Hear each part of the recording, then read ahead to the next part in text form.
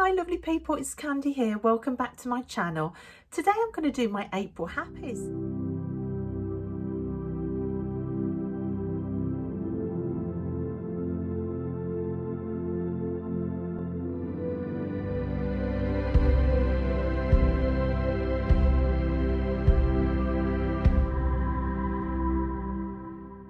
I'm going to start with my kids, with Tilly, with her beautiful pictures that she's been doing for me, which are going to go into my journal. Me and my little boy, we've been doing drawings for each other. I've started drawing Minecraft pictures for him, which he loves. He's been my room buddy as well. He's been having sleepovers in my room, and we've been doing lovely story times and den building at night. So that's been really fantastic. Also in the garden, they've been helping me look after and plant strawberries and seeds. The flowers are beginning to grow in the greenhouse. There is a fence now that I built for Tilly's garden that's now up, and there's just exciting things happening in the garden. There's new life. There's bluebells in the woods, and I've got out more, so I've been trying to support my own mental health by getting out the door more, and seeing the bluebells has been just the most lovely thing to see in April. I've been trying to exercise a little bit more as well, trying to reconnect with my body and get out of my head quite so much. And every time I have exercised, I've felt so much better, but it's consistency. So I am still battling with getting out of my head. I am still battling with diet, but there's been a little bit of progress in April that has given me a finger hold on hope that I can get into calmer waters with all of that. Part of that getting out of my head has been a chakra study that I've been doing. So April, I've been reading this book. For a long time I felt like I had no grounding, and in meditation I was seeing visions of myself trying to plant myself into the earth, and red roots forming out of my feet and going down into the earth. And for a long time I felt that pull to nature, to connect with the earth, to try and seek out a grounding. I thought it was all linked to the fact that I'd got no contact with family. I felt no solid ground underneath me. And this book talks about having no ground. It talks about trauma and abuses, and the fact that that can bring about that feeling of having no ground. So also abandonment within the family, neglect, emotional neglect, malnourishment being given, any form of abuse can impact on the first chakra and create an experience of having no ground. Some of the stuff that I've read in this book was just like, it was like finding somebody else clearly explaining how I'd been feeling and how I'd felt like I was floating in my head and unable to connect to the ground. It says, when a young infant faces danger or neglect, it forces him to fall back on himself, an independence which is developmentally impossible. Instead, the child falls into an intolerable pit of fear and helplessness, the experience of having no ground. When this happens, the downward current of energy is blocked. Instead, the life force moves towards the upper chakras, which feel safe. The upward movement then becomes habitual, depleting the lower chakras and sending the system out of balance.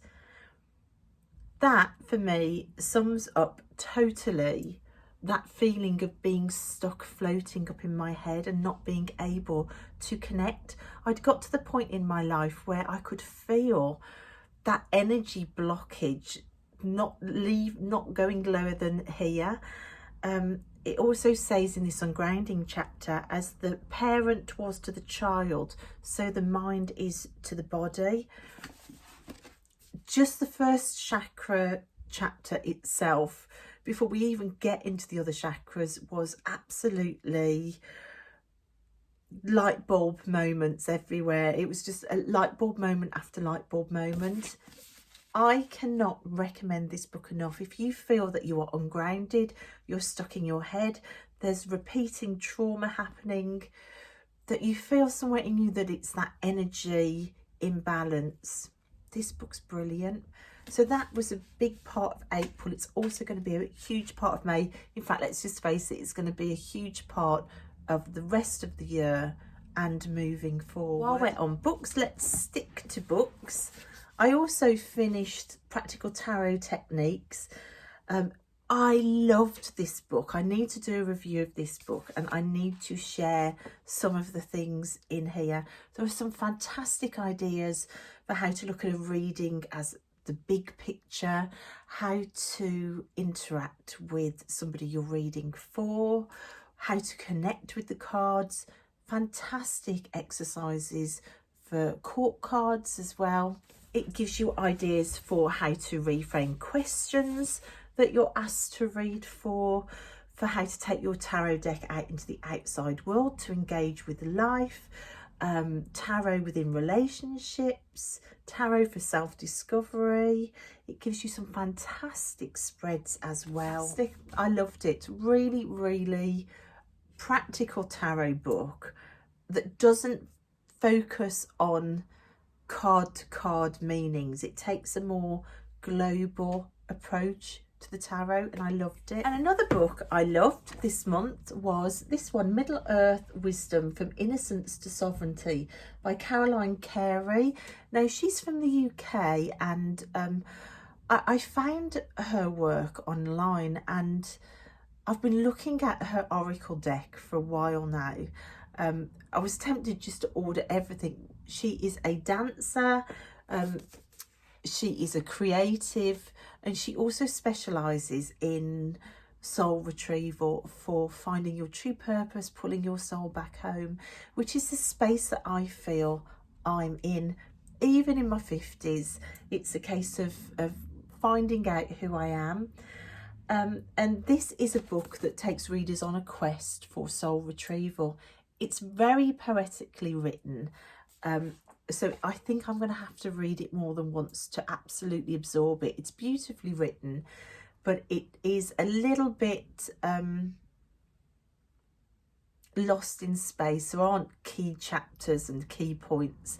I think it's one that you float around. She's a dancer. It's one you need to dance through. I think she probably writes like she moves, but it's beautifully done. There's lots of wisdom in here. She says it's for the dancers, the freedom makers, the liberators of soul, the poets and the celebrators, the magicians of our fold. And that kind of sums it up. It is a book that I bought last year, rather than just splashing out on all the deck, and there's a big book that goes with the deck as well. I thought I would get the smaller book to kind of get a feel for her work before I splashed out. The oracle deck now is one that I do really want, and it's one that will be up on the list for when I'm out of depth year. So Middle Earth Wisdom. So if you're looking to embody your true nature, to do soul retrieval work, her work is possibly one that you might want to check out. So I will leave links to her website. The oracle deck looks amazing, so I'll leave links to it all. But that was one that I enjoyed reading in April as well. I've also been loving reading some kids' books. Like I said, my little boy at the minute is having some sleepover weeks. We're being room buddies. I did promise him that. I think he's really struggled with going back to school, so I'm trying to find lots of lovely ways to resettle him. We've been room buddies before. He's got a mattress set up on my bedroom floor. It's been making me go to bed early, which has been fantastic, because rather than just putting him to bed in my room, I've been putting him to bed, and we've been having reading sessions and chatting sessions. So I've been doing lots of lovely reading with him. We're in the middle of a lovely book called Perigee and Me. It's not finished yet. But talking of sleep, I also want to share the connections that I've had in April with people. I've spoken before that I have a depth year buddy, somebody on YouTube who I absolutely adore. We got talking about my sleep and my sleep patterns, and the fact that my sleep is very, very broken because of the circumstances in the house.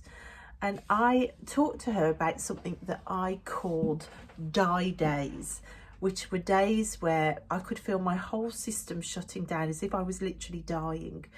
And I would fall asleep, and I would literally sleep for 24, 42 hours straight if I could. And I'd said to her that I'd had like a die day, and I'd had to set my alarm because I could feel it coming on. And rightly so, she was horrified that I was calling them die days. And she said, you know, anybody involved in magic or mysticism, you know that words have power, so don't ever call it that again. And then through the post, I got sent a painting that she'd done. I sleep to save myself, because we discussed the fact that she thought I needed to plan my sleeps rather than just letting my body shut down, to plan times to sleep. She sent me this beautiful picture, which I am going to get framed. I'm going to put it next to my bed. It's got loads of symbols to do with me. So there's gardening things, and there's DIY hammers, there's an easel and a paintbrush, there's a rainbow, there's the swan, there's the spirals and the crow and magic, and my shell is in there. I just love it. She called it Sleep in Beauty, not Sleeping Beauty, but Sleep in Beauty, to remind me to sleep in. And she put on the back, may you always save yourself. So special, so absolutely wonderful to get somebody to go to all that effort and to post this to me, and just to be that hand of friendship there. Also in April, another box came through the post. This huge box full of decks. Now, to say my mind has been blown, not only by this box arriving, but by other people's generosity, is an understatement. It is a complete understatement. But I thought I would check, and then I'm going to do a video about generosity within the community. Hopefully generosity that I'm giving back as well, but I'm not going to talk about that. And I'm going to share the gifts. I'm going to talk about getting gifts in depth year and how I'm going to deal with that, because that's also been something that I've had to work through in April. So that video is to come. Absolutely gorgeous. This just one of my all-time highlights for the year. It's going to be, not just for this month. I loved it. So let's talk about decks that I've been working with. Now, at the start of the month, I decided to pull for my Lego altar here some cards, 4 cards. Now, I have been loving this Soulflower. Jen sent me this deck. I did a flip through of this deck in April in the garden, which has been lovely. I've wanted to take my tarot out into the garden more, but it's been, I got caught in hail again today walking the dogs. It's been crazy. It's gone from sunny to hail to sunny to hail. We've had 4 solid days straight of rain. Everything is deep mud again. So decks in the garden have been put back on hold again. But this was one deck that I caught a sunny moment to share. So this deck I have loved this month. The Soulflower, it's Soulflower Plant Spirit Oracle deck by Lisa Estabrook. I've loved pulling a card from this deck and journaling on it. But one of the cards I pulled for the whole month of April was a flower card, which was Echinacea. consciousness. Break up and release outdated personal stories, emotions and attachments that are holding you back from positive growth and self-realization. Called out by tarot or what? So I knew that April was going to be a month where the demons were coming to a head. I could feel it anyway. Then out of the stone deck, which was a gift from Shannon, I pulled a crystal card and I got How Life Whenever You Need Some Breathing Room. I also pulled a moon card from my moon mantra deck. This was only £2 on eBay, and it's just moon pictures with some mantras at the bottom. I love it. The backs are glorious. Look at the backs. It's actually a really lovely deck. So I pulled a moon card as well from mantra. I fully surrender to the moon when she is at her most powerful. Surrender. Surrender, breathing space and letting go of old ideas that are holding you back. I knew it was going to be a month. And then I pulled from my Spirit of the Animals Oracle, which is a Jodie Bergsma deck. I pulled an animal energy for the month card. I love this deck. If you love animals and you love working with animal decks and you get a lot from it, this deck is such a nice one. This is such a good deck to work with. And I knew it was going to be a month, and I thought, okay, let's pull an animal card. And I got the swan. For me, regardless of the message, the swan is about turning to deity and leaning on deity.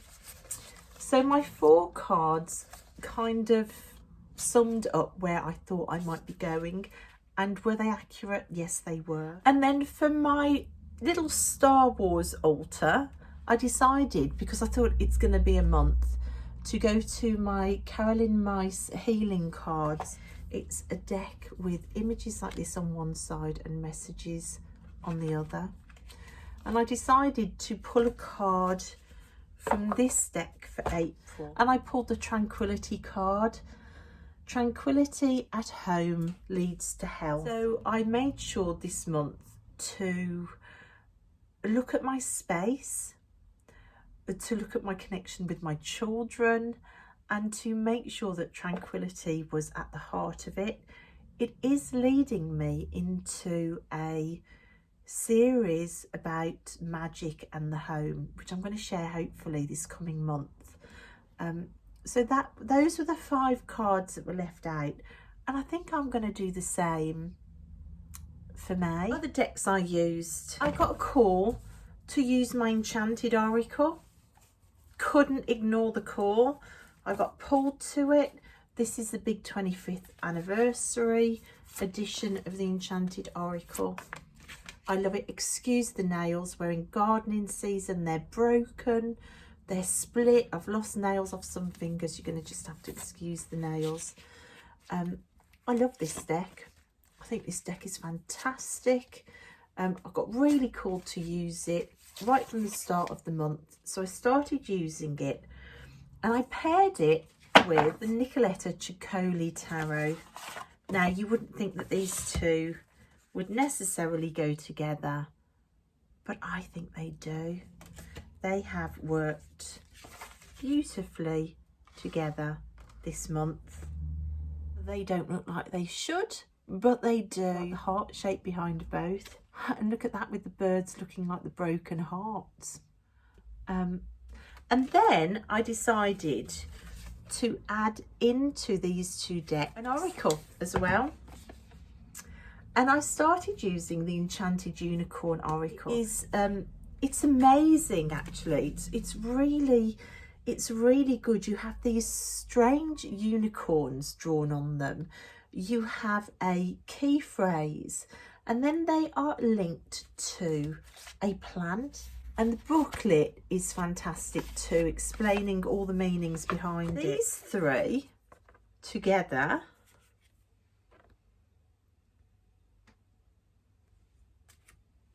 somebody said on my Instagram, It shouldn't work, but it does. It just does. And I think I sort of hold with that as well. There's so much going on. If you like your decks to be calm and uncluttered, then this combination might quite not be for you. I'm bringing you a triple whammy of in-your-faceness with these three. I mean, look at that. With that, is it just me, or is this just spectacular? And then at the start of April, I did a initial sharing of the Magician's deck, and in my plans for my tarot year, it was to go deep with Magician's deck this month. Gosh, I forgot how much I love these images. And I did start trying to do one spread with it. I kept getting interrupted and I left it. In the end, the cards went back in the deck. And I never pulled it again. I didn't feel called to it. Instead, it sat unused. And I got called to this deck. They could not be more different if you tried. So that's what I did. I worked with this. But I got called to put this one with my Isis Oracle, and the two together have worked fantastically. Whenever I follow promptings that are like whispered into my mind to get a deck, regardless of what I've planned, because often what I've planned falls apart. But if I go with what I'm prompted to, spirit-led to do, soul-led, then normally it works out spectacularly well. Wow, look at that. That looks like a branch with a tail. Look at the branch with the tail there. Oh my gosh, look at this next pairing. Wow, look at this. Look at this. Look at the shape there. It looks like the same shape of the whale here, but in rainbow format.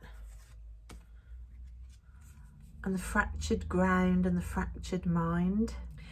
And then, partway through the month, I watched Renee's video over at Meadowlark Mystic. I watched a live that she did a while ago now. It was an old video. When she did a live about the flow with the Tower and the Ten of Cups, which I'll link below. It was part of a New Beginnings live, back-to-back live thing that happened in 2020. And I watched that, and that was one of my favourite things on YouTube to watch all of April. And I had a massive light bulb moment in that. Renee talked about going through different rooms, like developing through different rooms. And one of her rooms was the room of new dreams. That when you've had a tower moment and things have come crashing down, how you need to sit for a while in a room of new dreams to visualize new dreams. I realised that in this last decade of mine that was full of tower moment after tower moment after tower moment and heartbreak and upset, that I'd never sat in that room. I'd never sat in a room and thought about new dreams. And when Renee talked about it, she used this deck, the Voyager Tarot, which I thought was out of print, because I'd wanted this deck a while ago, and in my mind I just thought, oh, it's out of print. And when I watched that video, I just thought, oh my gosh, I wish that deck wasn't out of print. I would love that deck. And I thought to double check, and it wasn't out of print, and it's not expensive. So I did break my deck here, and I don't care. And I ordered this deck for my new dreams. This felt like a key to the door to the room of new dreams, and I have loved it. I have loved this deck in April. Talking to Renee, she also did me a reading with the deck. and it sold it to me totally. These are the backs. I've shared some pictures of this on Instagram. It's crazy, it's wacky, it's full of photo collage. It's completely not my thing, but it completely is my thing as well. I love it. I completely love it, and it's been really profound to work with. So I started off working with it just by itself. It was fabulous, and then I got a whisper to pull out a deck that I've never really connected with. I love it, but I've never connected with it. The Muse Tarot. And I thought, let's just see how this goes, putting the two together. Oh my gosh, it's been fantastic. Probably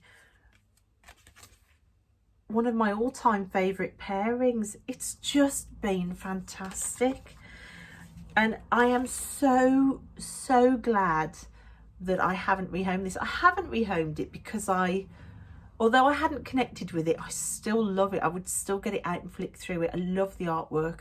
I love the colours. I love the quality of the deck. But I just couldn't connect with it. I couldn't read with it. I've completely changed my mind on it now. I love it. And with this deck, the Voyager Tarot, oh boy, it's been quite the experience in April. Again, if you've got these two decks, put them together and give it a go. Oh, it's been fantastic. And they've been fantastic to work with. I've absolutely loved every second of it. So that was the Voyager Tarot with the Muse Tarot. And then another deck that I'd planned to work with, that I have actually been working with this month, has been my Dreams of Gaia. Now this I love, but I had not done any study of it. I'd pulled the odd card here or there. I'd not read the guidebook, so I've been reading the guidebook this month and really trying to get to grips with the system.